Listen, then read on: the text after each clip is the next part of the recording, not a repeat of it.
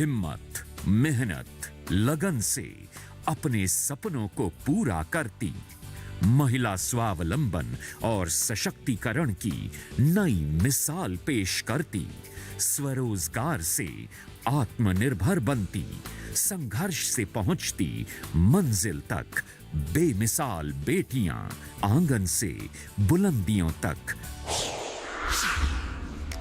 हर बुधवार सुबह 7:30 बजे सिर्फ डीडी किसान पर। शरीर ही नहीं, दिमाग पर भी हो रहा है असर। डायबिटीज और हाई बीपी ने बढ़ाया कोरोना से ब्रेन स्ट्रोक का खतरा। रिकवरी के बाद कोरोना के side effects, world stroke day पर विशेष कार्यक्रम। ब्रेन स्ट्रोक, कारण, लक्षण और उपचार। इस शनिवार स्वस्थ किसान लाइव शाम 6 से 7 बजे। हमारे टोल फ्री नंबर हैं 1800-113060 और 1800-113061 केवल दूरदर्शन किसान पर।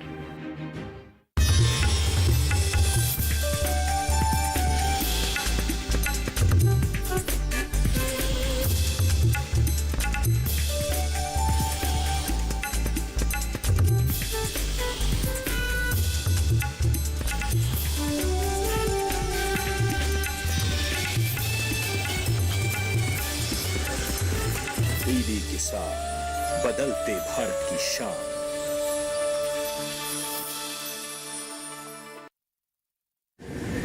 माँ कब आएगा? अभी आएगा। अरे बोलो ना माँ कब आएगा? बोला ना अभी आ जाएगा। ये ले आ गया कुआं। अरे कुआं नहीं माँ, हमारे घर नल से जल कब आएगा? नल से जल? अरे गुड्डी, बहुत जल्दी आएगा पानी। जल जीवन मिशन आ चुका है। हम 1 कदम उठाएंगे तो सरकार 10 कदम उठाएगी। सच? तुम्हारे मुंह में घी शक्कर। घी शक्कर नहीं माँ, स्वच्छ जल। 2024 तक देश के सभी 19 करोड़ घरों में पहुंचेगा पीने का साफ पानी। अब होगा हर घर जल। जल जीवन मिशन, जल शक्ति मंत्रालय, भारत सरकार। T20 वर्ल्ड कप के धुरंधर होंगे आमने सामने। दांव पर क्रिकेट के सबसे रोमांचक फॉर्मेट की बादशाहत। सुनिए T20 वर्ल्ड कप के हर रंग आकाशवाणी के संग।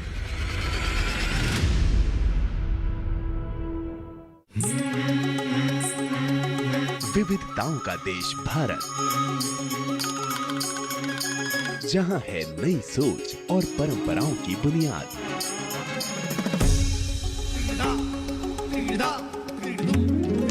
इनसे बन रही है नई पहचान।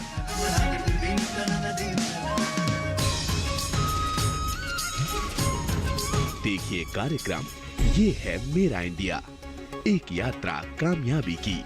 शनिवार और रविवार सुबह 9:30 पर। अनाज, दालें या सब्जियों का हाल, भाव हो मसालों का या तिलहनों की चाल, कब बेचने हैं फल, जानकार सुझाएंगे सब बातों का हल। हर फसल पे नजर, हर मंडी की खबर। मंडी खबर सोमवार से शनिवार शाम 5 बजे। शहर में जरूर रहता हूँ मंगल, लेकिन इस जमीन के साथ रिश्ता नहीं टूटा है मेरा। आपकी ये बहन हमेशा आपकी ताकत बनेगी। मैनू प्यार हो गया, इजहार हो गया। दो परिवारों की दुश्मनी में हमारा प्यार कैसे जिंदा रह सकता है? एक को काटो, खून दूसरे का बहेगा। जो आज खुशियाँ मना रहे हैं, कल मातम मनाने के काबिल भी न रहे। लाडो हमारे घर की बहू नहीं, बेटी बन के रहेगी। लाडो के जाने से हमारे घर में जो खालीपन हो जाएगा, उसे भरने के लिए आपसे आपके सरगुन मांगती हूँ। क्या? राखी और सिंदूर, सोमवार से शुक्रवार रात 8 बजे सिर्फ डीडी किसान पर।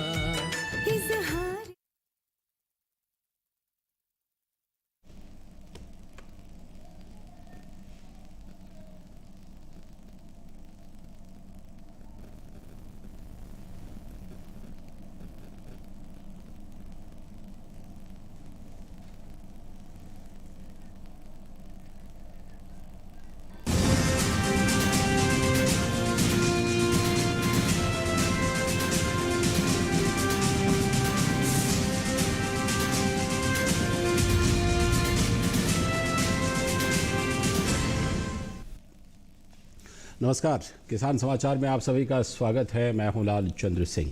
अगले आधे घंटे में दिखाएंगे खेती किसानी और आपकी ज़िंदगी से जुड़ी अहम खबरें, लेकिन सबसे पहले किसान समाचार की सुर्खियां।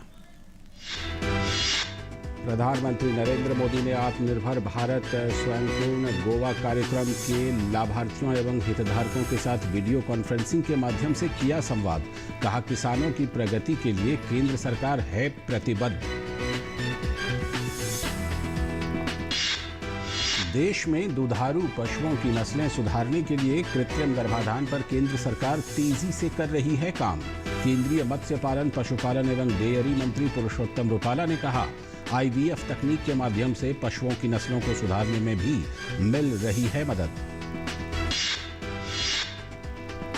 महिलाएं आपूर्ति श्रृंखला प्रबंधन के साथ मूल्यवर्धन पर वेबिनार। प्रगतिशील महिला किसानों और कृषि उद्यमियों की सफलता की कहानियों पर ई-बुक की गई लॉन्च। केंद्रीय कृषि राज्य मंत्री कैलाश चौधरी ने कहा, FPO से क्रांतिकारी रूप में महिला किसान होंगी लाभान्वित।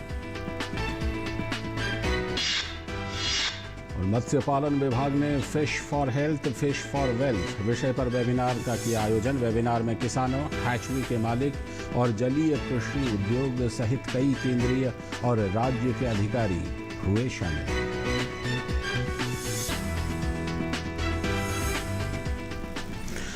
ये थी किसान समाचार की सुर्खियां और अब देखते हैं खबरों को विस्तार से। और सबसे पहली खबर, प्रधानमंत्री नरेंद्र मोदी ने वीडियो कॉन्फ्रेंसिंग के माध्यम से आत्मनिर्भर भारत स्वयंपूर्ण गोवा कार्यक्रम के लाभार्थियों एवं हितधारकों के साथ बातचीत की।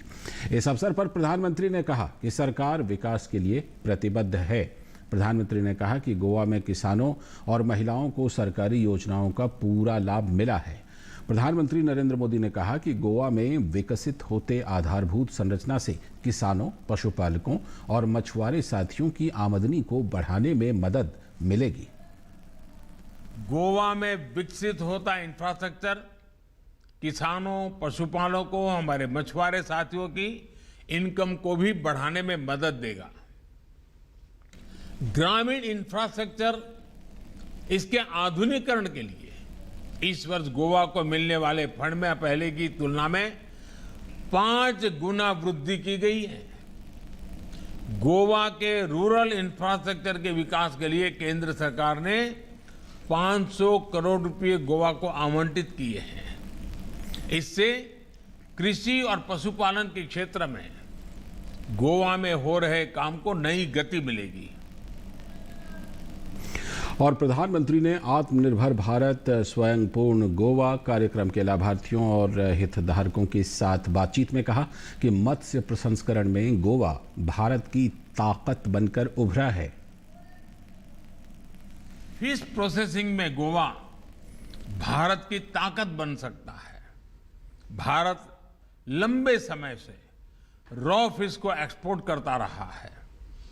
भारत की फिश पूर्वी एशियाई देशों से प्रोसेस होकर दुनिया के बाजारों तक पहुंचती है। इस स्थिति को बदलने के लिए फिशरीज सेक्टर को पहली बार बहुत बड़े स्तर पर मदद दी जा रही है। मछली के व्यापार कारोबार के लिए अलग मंत्रालय से लेकर मछुआरों की नावों के आधुनिकीकरण तक हर स्तर पर प्रोत्साहन दिया जा रहा है। प्रधानमंत्री मत्स्य संपदा योजना के तहत भी गोवा में हमारे मछुआरों को बहुत मदद मिल रही है। और प्रधानमंत्री ने कहा कि गोवा में किसान क्रेडिट कार्ड का विस्तार किया गया है और इससे पशुपालकों और मछुआरों को जोड़ा गया है। गोवा में बहुत बड़ी संख्या छोटे किसानों की है। ये या तो फल सब्जियों पर निर्भर है या फिर मछली के व्यवसाय से जुड़े हैं। इन छोटे किसानों को, पशुपालकों को, मछुआरों को आसान बैंक लोन एक बहुत बड़ी चुनौती थी। इसी परेशानी को देखते हुए किसान क्रेडिट कार्ड की योजना का विस्तार किया गया है। एक तो छोटे किसानों को मिशन मोड पर केसीसी दिया जा रहा है। दूसरा, पशुपालकों और मछुआरों को पहली बार इसमें जोड़ा गया है। गोवा में भी बहुत कम समय में सैकड़ों नए किसान क्रेडिट कार्ड जारी किए गए हैं। और अब रुख करते हैं अगली खबर का। देश में दुधारू पशुओं की नस्लें सुधारने के लिए कृत्रिम गर्भाधान पर तेजी से काम चल रहा है, जिसको लेकर केंद्र सरकार तेजी से काम कर रही है।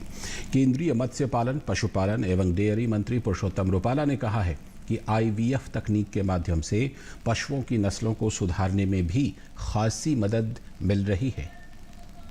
परंपरागत रीति से हम नस्ल सुधार का कार्यक्रम चलाते भी है तो उसमें 7 पीढ़ी लग जाती, 10 साल से ज़्यादा वक्त गुजर जाता। ये IVF के माध्यम से, इस टेक्नोलॉजी के इंटरवेंशन से माध्यम से एक ही साल में एक ही बार उसका कृत्रिम गर्भाधान करवाने से और ये टेक्नोलॉजी के प्रयोग करवाने से इसी साल में इसकी नस्ल के सुधार के परिणाम आ जाते हैं। तो यदि 3 किलो वाली गाय या भैंस है, कोई भी कैटल है, उसमें यदि IVF का प्रयोग हो जाता है तो उसी प्रयोग से वो 10 लीटर वाली गाय बन जाती। और पुरुषोत्तम रुपाला ने कहा कि पशुपालन और डेयरी उद्योग देश की आर्थिक तरक्की में बहुत बड़ा योगदान दे रहे हैं। इस सेक्टर का देश की GDP में 8.2% का योगदान है, जो कि लगातार बढ़ता भी जा रहा है। सबसे अच्छा जिसका प्रदर्शन माने आप, या जो जिस सेक्टर का ग्रोथ माने, ये हमारे पशुपालन विभाग का है और 8.2% से ये हमारा पशुपालन विभाग जो है, वो पशुपालन क्षेत्र जो है देश का, गोपालन जो है, वो 8.2% से बढ़ रहा है। जो आप कंपैरिजन के तौर पे कहें तो मैन्युफैक्चरिंग और सर्विस सेक्टर के मुकाबले ज़्यादा है या तो इसके बराबर है। अगली खबर, मोदी सरकार देश में हर क्षेत्र में आधारभूत ढांचागत विकास को जोर दे रही है, जिसके चलते पशुधन क्षेत्र को बढ़ावा देने के लिए भी 15,000 करोड़ रुपए से पशुधन अवसंरचना विकास कोष का निर्माण किया गया है। दूध को फिर प्रोक्योर करना, उसको एकत्रित करना, फिर इसको प्रोसेस करना, फिर ट्रांसपोर्ट करना, इन सारी चीज़ों के लिए वहाँ कूलिंग सेंटर चाहिए, कोल्ड स्टोरेज चाहिए, उसके लिए वाहन चाहिए। ये सारा इंफ्रास्ट्रक्चर खड़ा करने के लिए प्रधानमंत्री जी ने आत्मनिर्भर भारत के तहत 15,000 करोड़ रुपए का प्रावधान करके रखा है और इसी में जो भी लोग चाहें वो इससे सरलता से लोन भी ले सकते हैं और उसी पर उनको इंटरेस्ट सबवेशन का बेनिफिट भी दिया जाता है, ब्याज में उसको रियायत भी देने का प्रावधान है। तो जैसा कि हमने आपको पहले बताया था कि प्रधानमंत्री नरेंद्र मोदी ने आत्मनिर्भर भारत और स्वयंपूर्ण गोवा कार्यक्रम में बातचीत की है लाभार्थियों और हितधारकों से। तो क्या कुछ किसानों के लिए, वहां के पशुपालकों के लिए, मछुआरों के लिए क्या कुछ खास कहा, इस पर खास तौर पर बातचीत करने के लिए हमारे साथ जुड़ रहे हैं गोवा से शिशिर सेलार।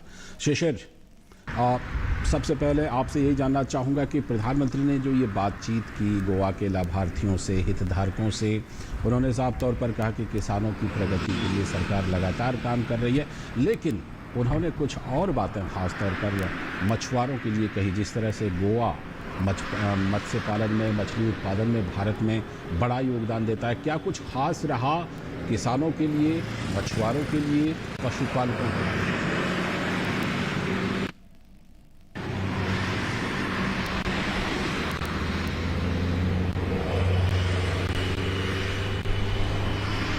बिल्कुल, देखिए लालचंद जी, गोवा की बात करें तो गोवा में दरअसल प्रधानमंत्री ने स्पष्ट बात कर दी, गोवा में कहीं ना कहीं शहर भी बसता है और गोवा में गांव भी बसता है।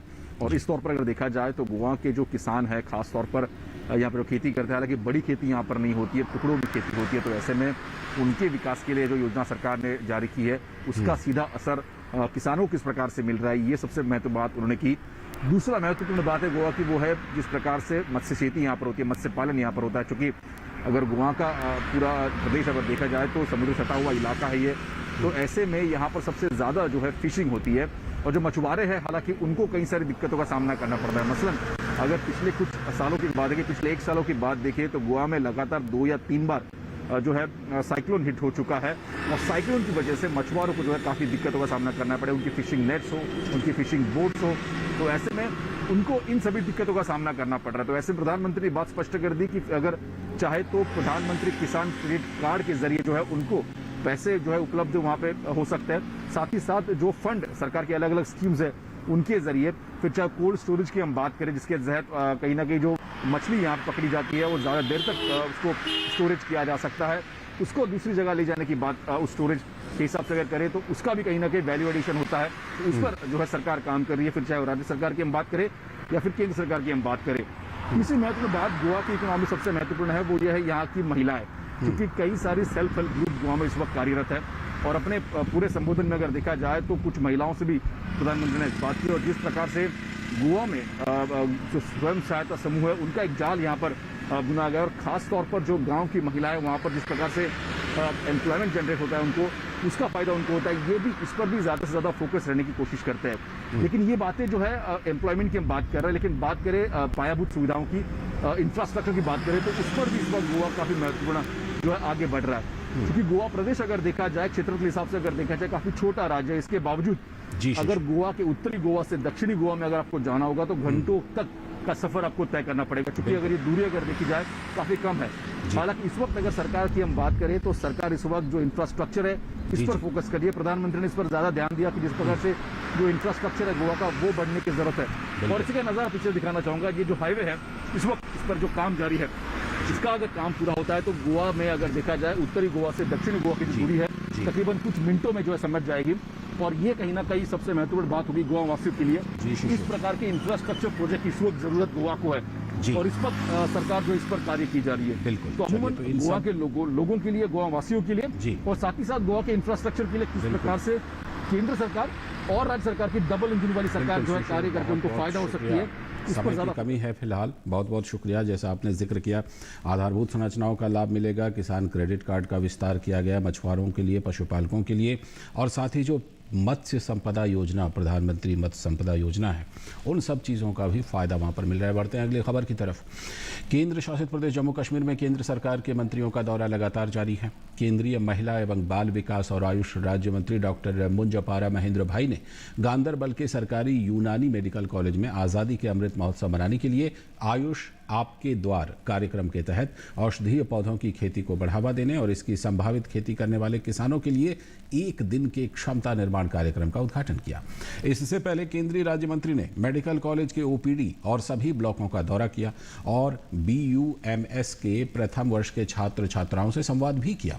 सार्वजनिक आउटरीच कार्यक्रम के तहत जम्मू कश्मीर गए आयुष राज्य मंत्री डॉक्टर मुंजपारा महेंद्र भाई ने कहा कि प्रधानमंत्री मोदी का किसानों की आय 2022 तक दोगुनी करने का लक्ष्य है और इसे औषधीय पौधों की खेती के द्वारा भी पूरा किया जा सकता है।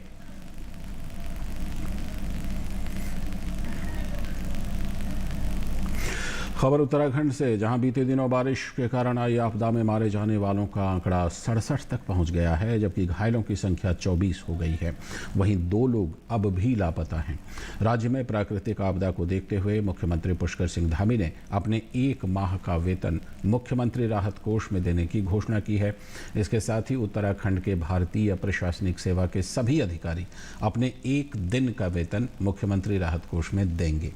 मुख्यमंत्री पुष्कर सिंह धामी ने शुक्रवार देर शाम तक मुख्यमंत्री आवास में सभी जिलाधिकारियों और आयुक्तों के साथ वीडियो कॉन्फ्रेंसिंग के जरिए आपदा राहत कार्यों, कोविड-19 वैक्सीनेशन, डेंगू और मलेरिया से बचाव आदि के संबंध में की जा रही व्यवस्थाओं की गहनता से समीक्षा की। मुख्यमंत्री ने सभी जिलाधिकारियों को निर्देश दिए कि आपदा राहत कार्यों में तेजी लाई जाए, बंद सड़कों को खोलने के लिए आवश्यक उपकरणों एवं मानव संसाधन की व्यवस्था कर युद्ध स्तर पर दिन रात कार्य किया जाए। मुख्यमंत्री ने जिलाधिकारियों को ये भी निर्देश दिए कि क्षतिग्रस्त भवनों, पुलों और खेतों को हुए नुकसान का अलग से आकलन कर शीघ्र विवरण शासन को उपलब्ध कराया जाए, ताकि आपदा मानकों में इसके लिए अतिरिक्त धनराशि की व्यवस्था के प्रयास किए जा सकें। उत्तर प्रदेश के मुख्यमंत्री योगी आदित्यनाथ ने शुक्रवार को कृषि विभाग में नवचयनित 1863 तकनीकी सहायकों को नियुक्ति पत्र वितरण समारोह को संबोधित किया और कहा कि चाहे स्वच्छ भारत योजना हो, जल जीवन योजना, सौभाग्य योजना या फिर किसान सम्मान निधि योजना की बात हो, इन सभी योजनाओं में उत्तर प्रदेश देश में नंबर 1 का स्थान रखता है। ये वही प्रदेश है जिस प्रदेश को ईज ऑफ लिविंग में ये माना जाता था कि यहाँ पे सबसे ज्यादा गरीबी है, सबसे ज्यादा बेरोजगारी है, सबसे ज्यादा अराजकता है, सबसे ज्यादा अव्यवस्था है और प्रदेश के बारे में देश की और दुनिया की धारणा बहुत नकारात्मक थी। आज वही प्रदेश ईज ऑफ लिविंग में देश के अंदर 44 ऐसी महत्वपूर्ण योजनाएं हैं जो केंद्र शासन के द्वारा संचालित हैं, उनमें उत्तर प्रदेश का नंबर 1 स्थान है। उत्तर प्रदेश नंबर 1 पर है, चाहे वह स्वच्छ भारत मिशन रहा हो, चाहे वह प्रधानमंत्री आवास योजना हो, चाहे वह जल जीवन मिशन हो, चाहे वह सौभाग्य योजना हो, चाहे वह उज्ज्वला योजना हो, चाहे वह किसान सम्मान निधि की योजना हो, चाहे वह प्रधानमंत्री फसल बीमा की योजना हो या फिर प्रधानमंत्री कृषि सिंचाई की योजना हो। इन सभी योजनाओं में आज उत्तर प्रदेश देश के अंदर नंबर 1 स्थान रखता है। भाइयों बहनों, इस सामूहिक प्रयास का प्रतिफल है। जब हम अपनी प्रतिभा का उपयोग बेहतर तरीके से करते हैं तो उसके परिणाम भी सामने आते हैं और जब उसके परिणाम सामने आते हैं तो उसके पूर्ण लाभ से भी हम सब स्वयं लाभान्वित होते हैं। और अब बंटियों का हालचाल मंडी खबर में।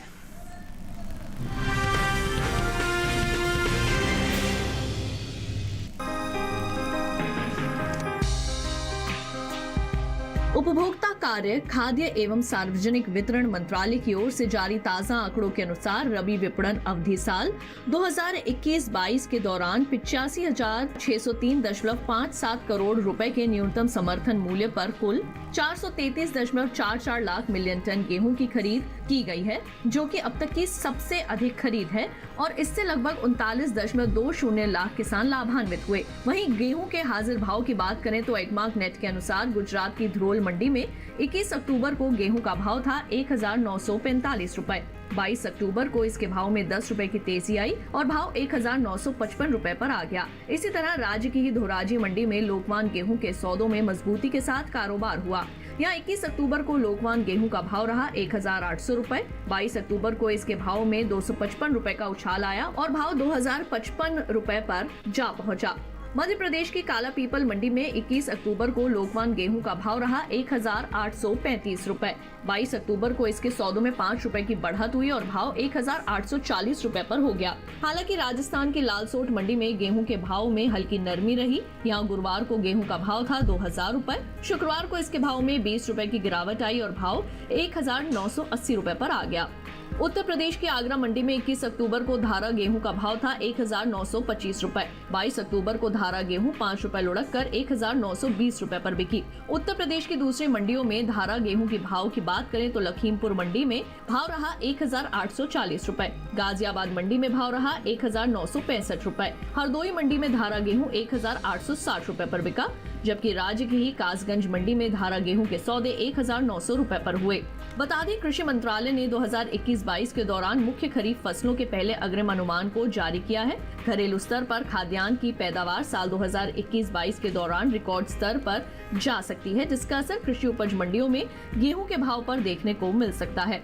कृषि मंत्रालय की ओर से जारी पहले अग्रिम अनुमान के अनुसार साल 2021-22 के दौरान देश में कुल खाद्यान्न की रिकॉर्ड पैदावार 150.50 मिलियन टन होने का अनुमान है, जो बीते 5 सालों यानी 2015-16 और 2019-20 के औसत खाद्यान्न उत्पादन की तुलना में 12.71 मिलियन टन अधिक है।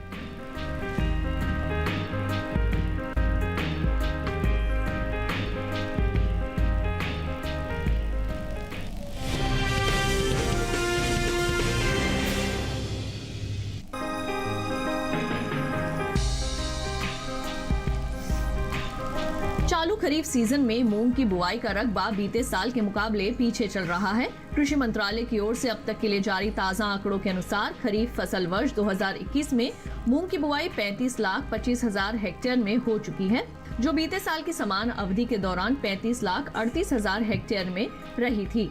यानी इस साल मूंग का रकबा 13,000 हेक्टेयर पीछे चल रहा है। मूंग के हाजिर भाव पर नजर डालें तो एगमार्क नेट के अनुसार उत्तर प्रदेश की आगरा मंडी में 21 अक्टूबर को मूंग का भाव रहा 6,250 रुपए। 22 अक्टूबर को इसके भाव में कोई फेरबदल नहीं हुआ और भाव 6,250 रुपए पर बरकरार रहा, जबकि राज्य की ही अलीगढ़ मंडी में इस दौरान मूंग के सौदे मजबूती के साथ हुए। यहाँ 21 अक्टूबर को मूंग का भाव था 6,220 रुपए। 22 अक्टूबर को इसके भाव में 30 रुपए की तेजी आई और भाव 6,250 रुपए पर जा पहुंचा। इसी तरह एटा मंडी में गुरुवार को मूंग का भाव था 6,450 रुपए। शुक्रवार को इसके सौदों में 10 रुपए की बढ़त हुई और भाव हो गया 6,460 रुपए। कासगंज मंडी में 21 अक्टूबर को मूंग का भाव रहा 6,500 रुपए। 22 अक्टूबर को इसके भाव में 10 रुपए का उठाव आया और भाव 6,510 रुपए पर हो गया। राजस्थान की ब्यावर मंडी में मूंग के भाव में नरमी दर्ज की गई। यहाँ 21 अक्टूबर को मूंग का भाव रहा 5,350 रुपए।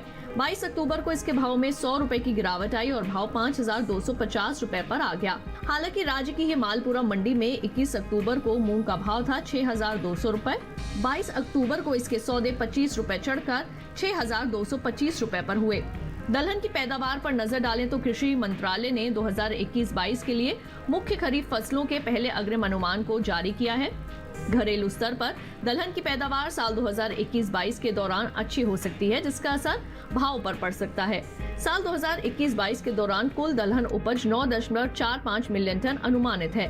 ये 8.06 मिलियन टन की औसत दलहन की पैदावार की तुलना में 1.39 मिलियन टन अधिक है।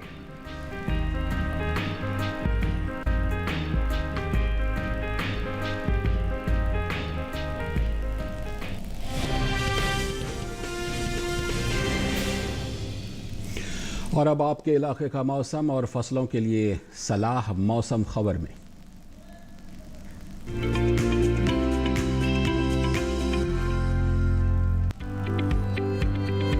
मौसम को ध्यान में रखते हुए उत्तर प्रदेश के मध्य मैदानी क्षेत्र में सरसों और चने की बुवाई कर लें किसान।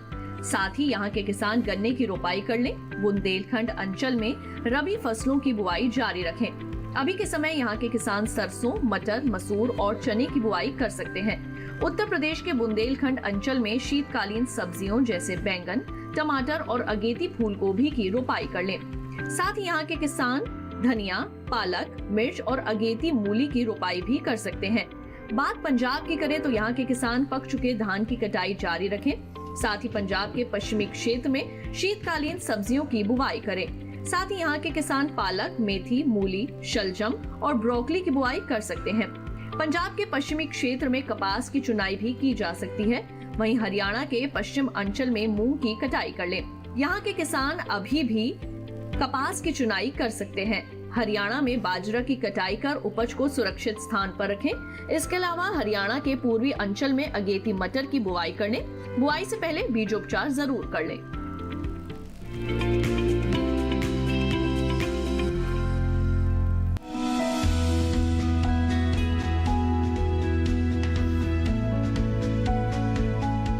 टमाटर के लिए जीवांश वाली बलुई दोमट और दोमट मिट्टी इसके लिए ज्यादा उपयुक्त होती है।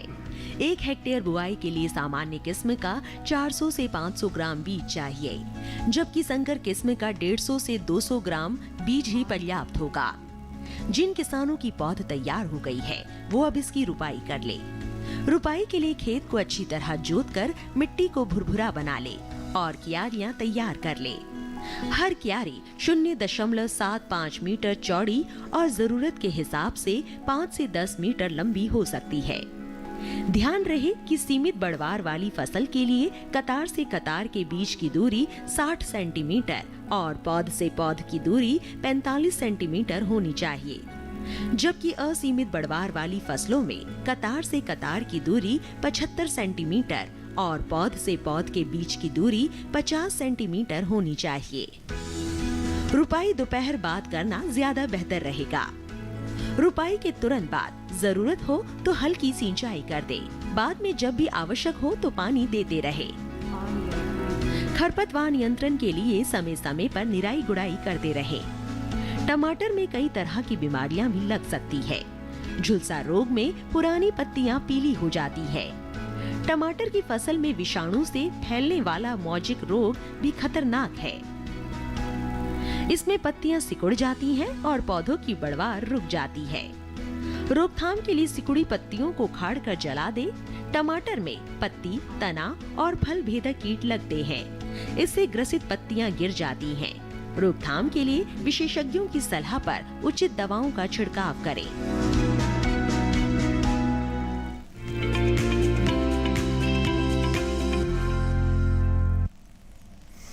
तो अपने इलाके के हिसाब से आप भी इस सलाह का इस्तेमाल करें। और इसी के साथ आज के किसान समाचार में इतना ही। पूरी टीम को दीजिए इजाज़त, लेकिन हम कल फिर आएंगे आपके लिए किसान समाचार की बुलेटिन लेकर। नमस्कार।